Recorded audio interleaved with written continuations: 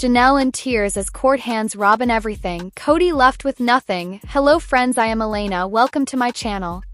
For the latest news update, please subscribe the channel and press the bell icon. In a shocking turn of events that no one quite saw coming, the latest court ruling has sent shockwaves through the sister wives world. Janelle Brown has been left reeling, her eyes welling with tears as the judge's final decision was read aloud. And perhaps the most stunning part? Robyn Brown walks away with everything, the houses, the assets, the financial control, while Kody Brown himself is left with absolutely nothing. The years of tension between the wives, the breakdown of the family, and the messy unraveling of finances have all been building to this moment. But no one, not even the most die-hard fans, could have predicted just how brutally the chips would fall. For months, the legal battle has been raging quietly behind the scenes. Public saw the cracks forming on TV, Kody's increasing favoritism toward Robyn, the growing emotional distance between him and his other wives, and the financial strain that came from trying to maintain multiple households.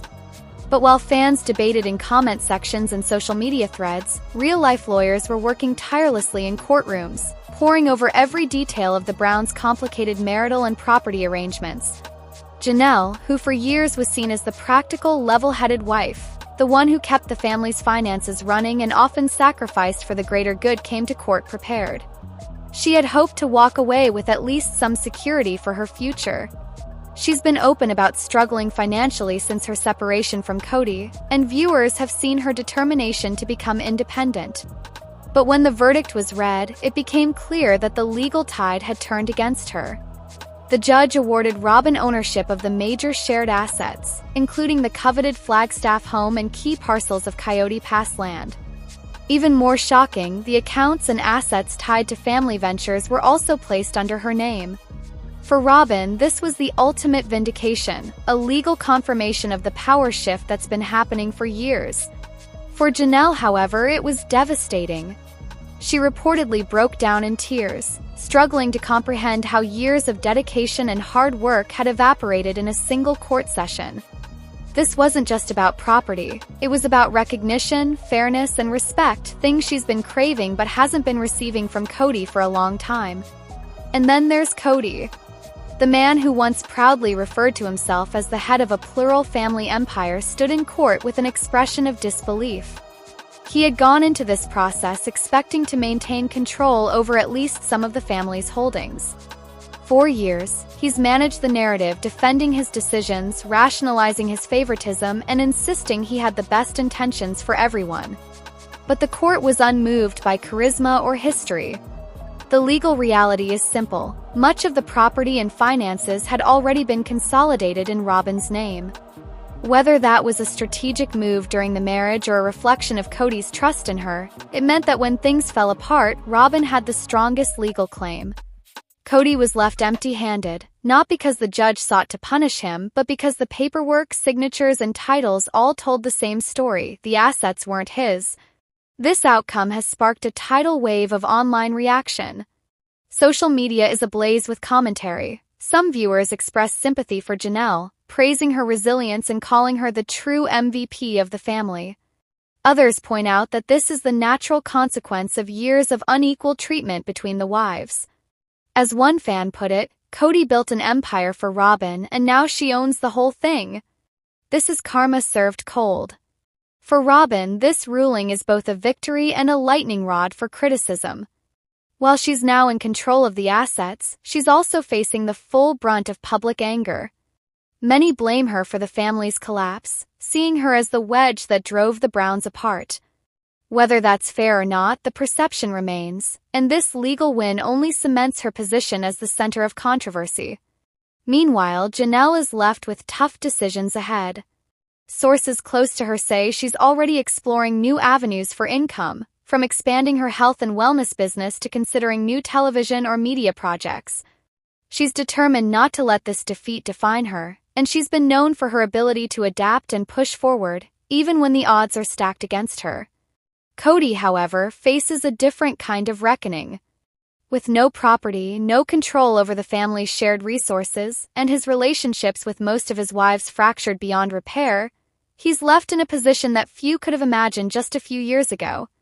The man who once presided over a sprawling plural marriage is now, in the most literal sense, on the outside looking in. The emotional weight of this court decision can't be understated. For Janelle, it's a painful reminder of how much she invested in a system that ultimately didn't protect her. For Robyn, it's a moment of power that may also come with isolation. And for Kody, it's the final sign that the era of the Brown family as fans once knew it is over. As the dust settles, one thing is clear: this is not the end of the drama. Legal rulings may decide who gets the assets, but they can't mend broken trust or heal years of resentment.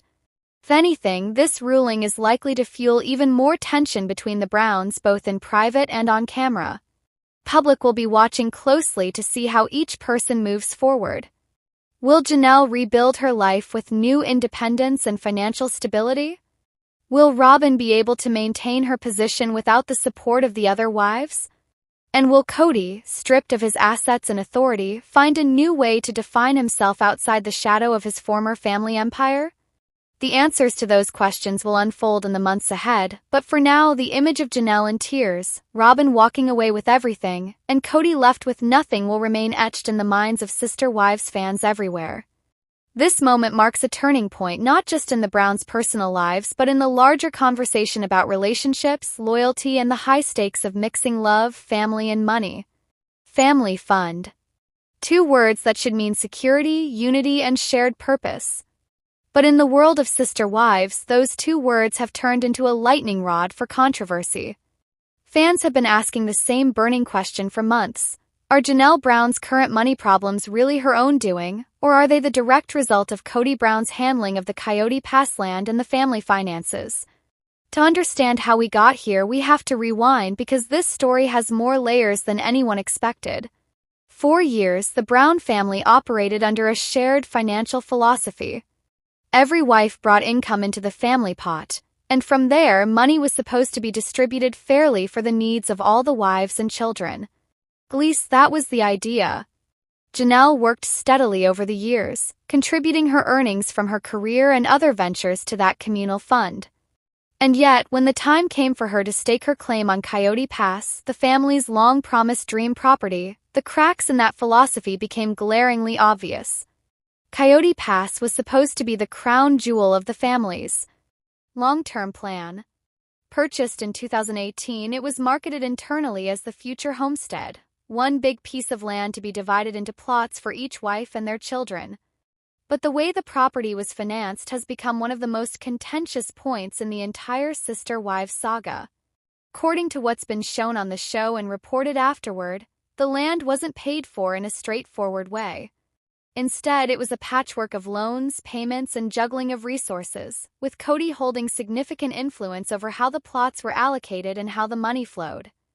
This is where Janelle's problems started to take shape.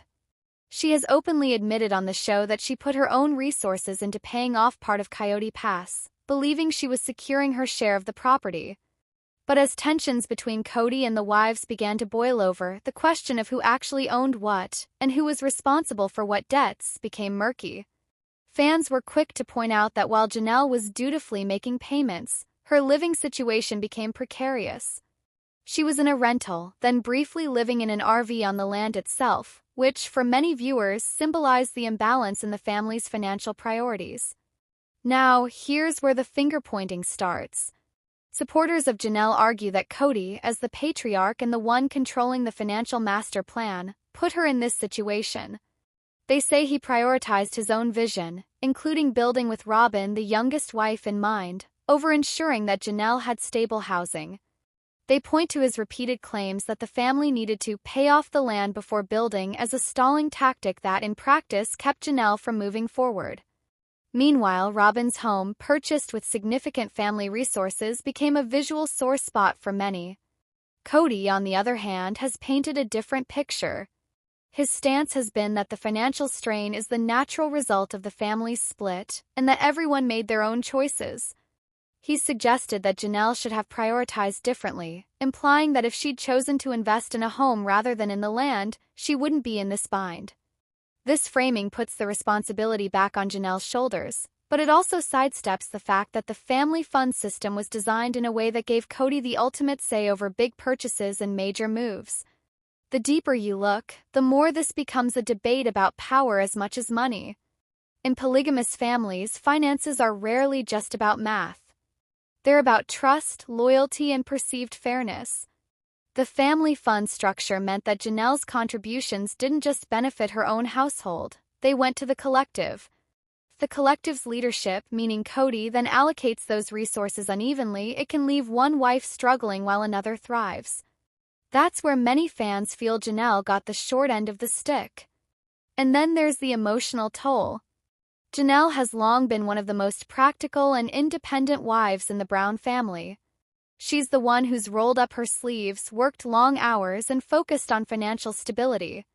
To see her living in an RV, not as a fun lifestyle choice but out of necessity, while knowing that money had been pooled for years into a shared pot, left many fans furious on her behalf. Created the impression that she had been a consistent giver but not a consistent receiver when it came to family resources. Coyote Pass itself has turned into a symbol of broken promises. While the land is technically still there, ready to be developed, the relationships that were supposed to sustain it have unraveled. Janelle's separation from Kody and her public acknowledgement that she doesn't even know if she wants to build there anymore say a lot about where things stand. The original dream was that each wife would have a slice of a shared future. That dream now seems hollow. The legal ownership, the debt, and the emotional baggage are all tangled up together. Question of fault isn't just about who signed which check. It's about leadership, priorities, and follow-through. Did Kody, as the self-declared head of the family, have a responsibility to ensure that Janelle's housing situation was secure before focusing on long-term land projects? Or was it up to Janelle to say no and redirect her own funds toward a more immediate solution? The answer depends largely on whether you see the family fund as a binding contract or a loose understanding. For many fans, though, the verdict is clear. If you're running a family economy and one member ends up without stable housing while another gets a fully paid-off property, something went wrong at the leadership level. Janelle's loyalty to the shared vision arguably left her vulnerable, and Kody's management of the resources, whether intentional or negligent, played a big role in the outcome. The optics alone make it hard for him to escape criticism.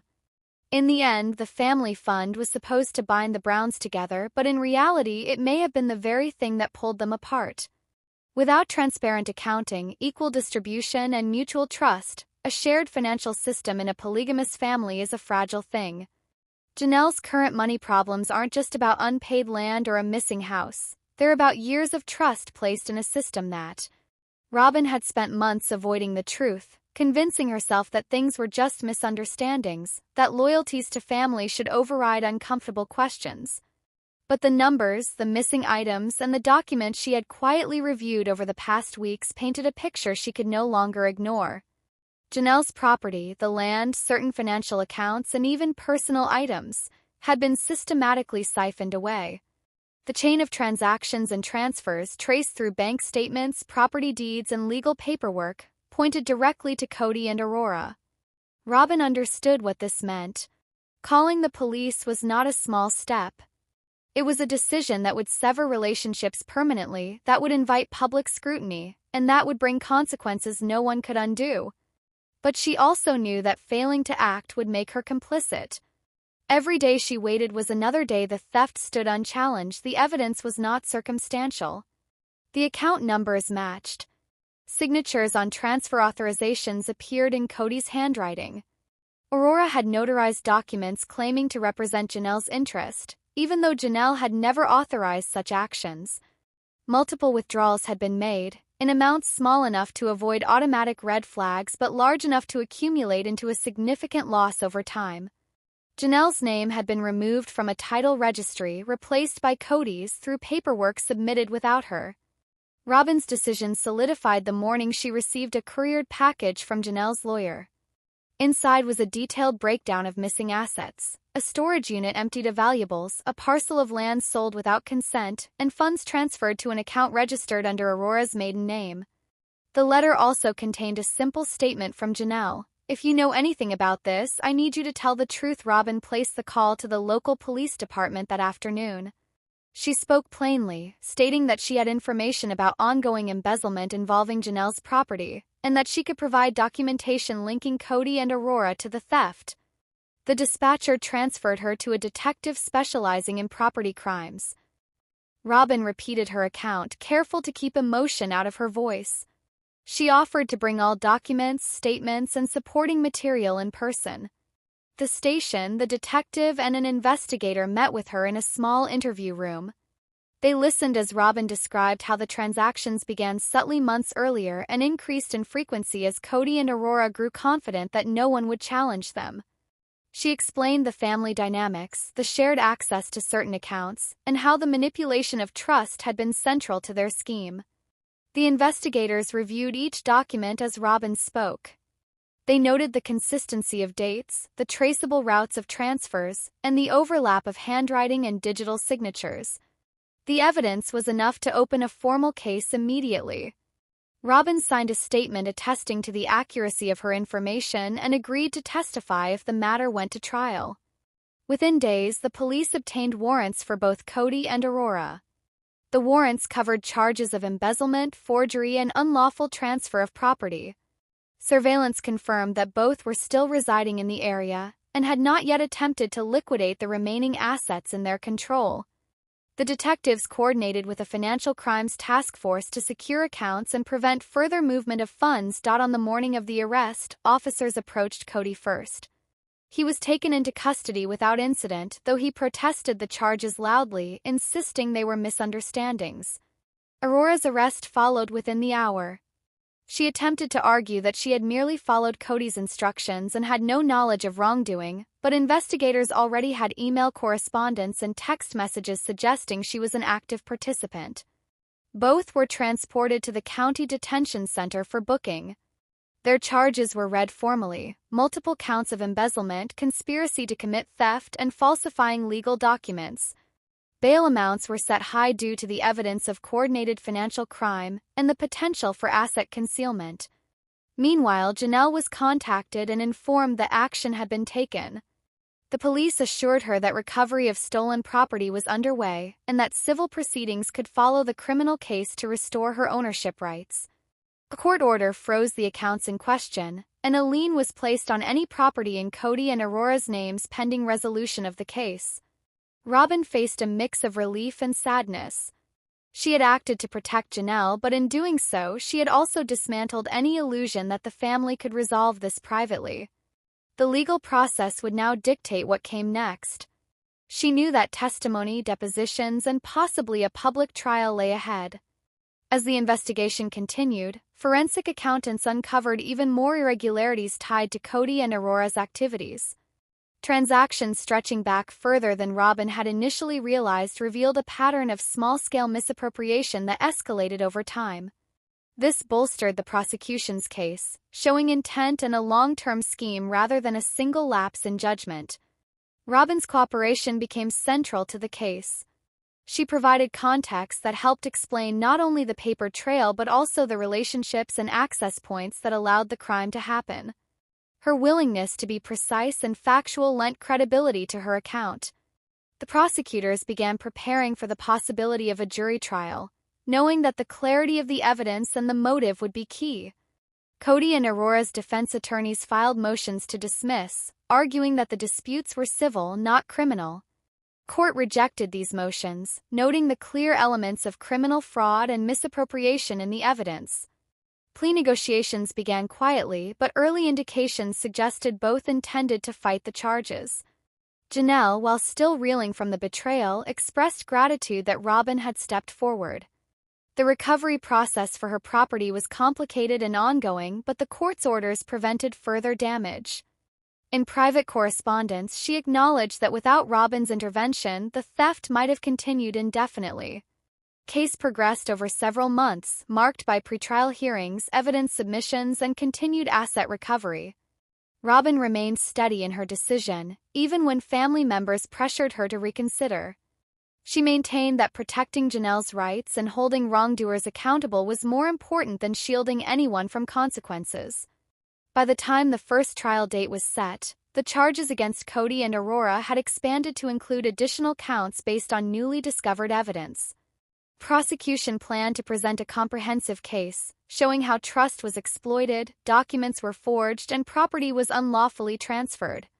Robyn understood that whatever the outcome in court, the arrest itself had already changed everything. It had drawn a clear line between enabling wrongdoing and taking a stand against it.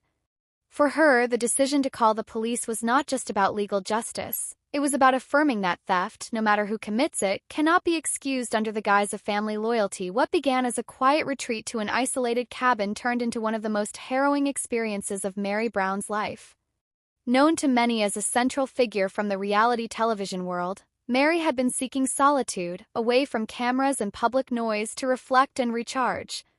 But that peace was when her past came crashing back in an unexpected and dangerous way, captured entirely by a hidden security camera she had almost forgotten was there. The incident took place deep in a remote area, miles from the nearest town. Mary had chosen the hideout for its privacy. No cell towers nearby, no neighbors within sight, and no traffic to break the silence.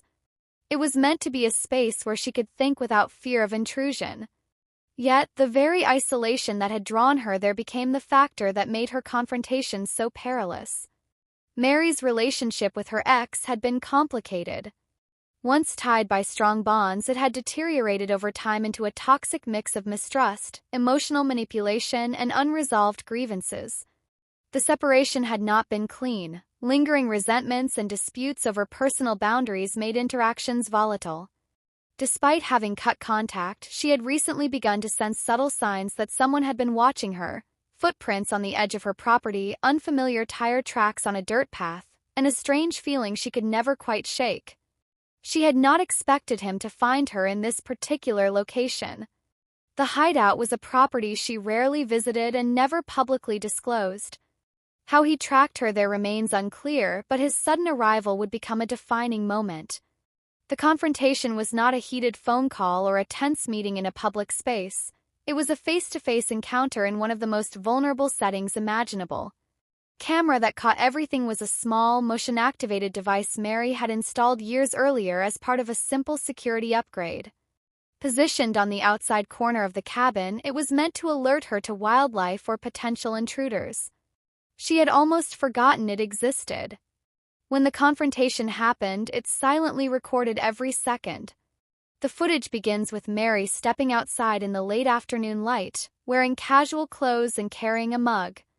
She is relaxed, scanning the treelines, seemingly unaware that anything is amiss. Moments later, a figure appears at the edge of the clearing. It is her ex, visibly agitated, moving quickly and carrying something in his hand that cannot be clearly identified in the grainy image. What followed was not a simple argument. According to later accounts, he accused her of things she had not done, raising his voice and stepping into her personal space. His words were forceful, laced with threats and demands. Mary, initially stunned, tried to defuse the situation, speaking with measured tones. But as the confrontation escalated, the distance between them closed. The isolation meant there was no one to hear if things turned violent. The footage shows Mary holding her ground, refusing to retreat into the cabin despite the rising tension. At one point, her ex gestures sharply toward her, his face twisted with anger. Camera's microphone is too far to capture every word, but certain phrases, sharp, cutting, and ominous, can be faintly heard. What makes the footage so disturbing is the body language. Mary's posture changes from calm openness to guarded defensiveness. She subtly shifts her weight, as if preparing to move quickly if necessary. Her ex's movements are erratic, pacing and gesturing wildly. The two are locked in a standoff, each unwilling to give ground. Reports after the fact indicate that the confrontation lasted over 10 minutes. At one point, Mary reached into her pocket and discreetly pressed a small panic button connected to a silent alarm system. It was her only lifeline, an emergency device linked to a monitoring service in the nearest city. Given the remote location, she knew help would take a long time to arrive. Every second felt like a risk.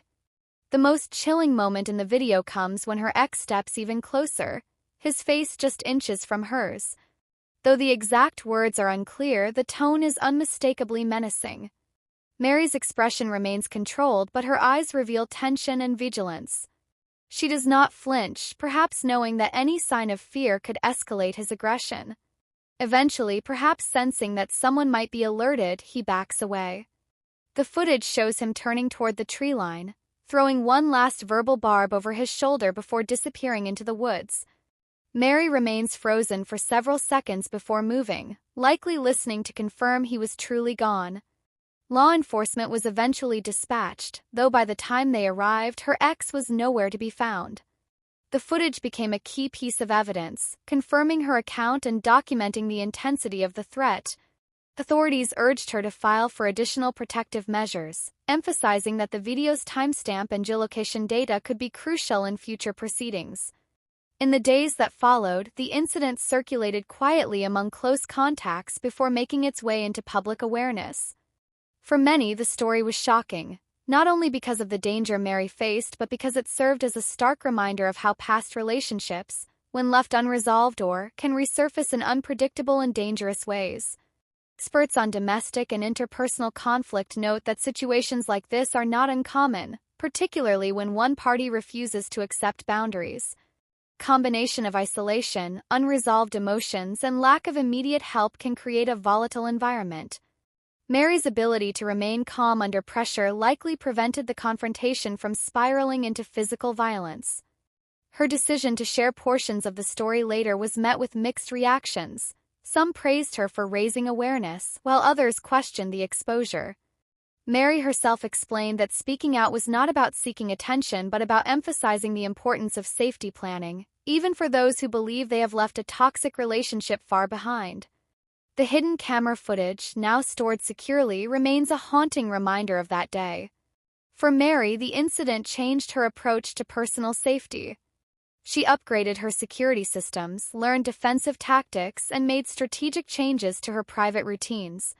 She also deepened her connections with trusted friends and allies, ensuring she would never again face such a confrontation without a support network aware of her whereabouts. In the end, the remote hideout that had once been a sanctuary became a place associated with fear and survival. The incident underscored the reality that danger can find its way even into the most secluded corners of our lives. And for those who watched the footage, whether investigators, advocates, or members of the public, it was a powerful, unfiltered look at the moment when past and present collide in a way that tests both courage and resilience. The world of Sister Wives has never been short on drama, but recent developments have taken the series from complicated to downright explosive. Through years of tension, shifting loyalties, and financial entanglements, a single chain of decisions has left Robyn Brown in the strongest position she has ever held, and Kody Brown on the hook for what could be his biggest blunder yet, a $1 million mistake.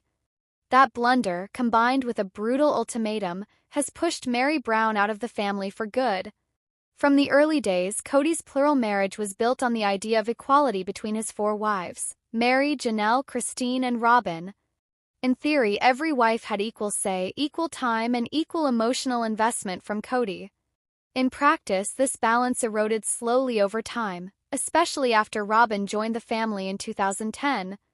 Robyn's arrival didn't just change the family dynamic emotionally, it shifted Kody's financial and logistical priorities. She became not only his legal wife after the 2014 divorce from Mary but also the spouse with whom he appeared to share the deepest emotional bond. Kody's financial structure was always complicated. Property holdings in multiple states, the sprawling expenses of a large family, and the production schedule of the show meant constant money movement. Each wife had varying degrees of independence, but Kody's role as the central financial decision-maker created both dependency and resentment. Over time, certain investments, particularly those tied to Coyote Pass, became sticking points.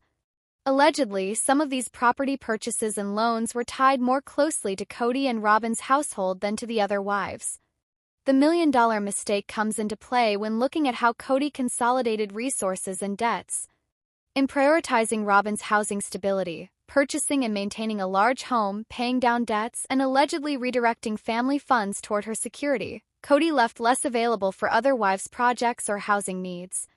According to insiders and public property records, the family's collective real estate transactions and tax obligations created a significant financial strain. When Christine left, she withdrew not only emotional support but also her contribution to the shared financial pool.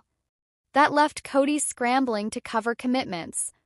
The burden landed heavily on Janelle and Mary, and in a stunning turn, Kody's decision to protect Robyn's assets first reportedly created a liability exceeding $1 million in combined obligations, missed opportunities, and refinancing penalties. This is the $1M mistake, not just a single check but a cascading financial trap. Through all of this, Robyn maintained the closest relationship with Kody. She became his primary partner in decision-making, the spouse present in nearly all major family negotiations,